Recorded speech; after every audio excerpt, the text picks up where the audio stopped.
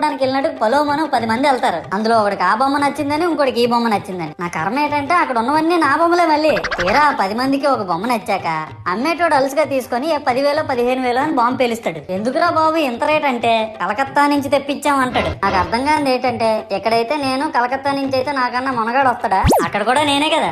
ఇలా నన్ను బజార్లో పెట్టి బేరం ఆడి నా మొహానికి ముసుగేసి వ్యాన్ ఎక్కిస్తారు. ఆ వ్యాన్ డ్రైవర్ గాడు నేను ఉన్నానని కూడా చూడకుండా ఏదో ఆలోచించుకుంటూ డ్రైవ్ చేస్తా గతకల్లో గబ్బి గుబ్బి అని తించేసి నా కాల్లో చెయ్యి ఎరగొట్టేస్తాడు. ఈ విషయం చందాలు ఇచ్చిన చిన్నోళ్ళకి తెలిస్తే మళ్ళీ ఇరిగిపోయిన బొమ్మ పెట్టకూడదని ఏ బొమ్మ రాసి కవర్ చేసేస్తాడు. సరేలే జరిగిందేదో జరిగింది, నా భక్తులే కదా కూల్ బ్రో అని చిల్లయ్యే లోపు నన్ను పందిర్లో పెట్టి ముసుగు తీసి నాకన్నా పొడుగుండే సౌండ్ బాక్సులు 2 నా చెవులు పక్కన పెట్టి డీజే గణేష్ బ్రో అని చెప్పి నా పాటలను కూని చేస్తారు. సరేలే పిల్లలు కదా ఇప్పుడు కాకపోతే ఎప్పుడు ఎంజాయ్ చేస్తారు, కాసేపట్లో పూజ స్టార్ట్ చేస్తారని వెయిట్ చేస్తా ఉంటే ఆ 5 రూపాయల వ్రతకల్పన బుక్ చూస్తే అది ఎక్కడ లేని కోపం వస్తుంది. ఏరా నాకు అర్థం కాదు, ఎన్ని సంవత్సరాల నుంచి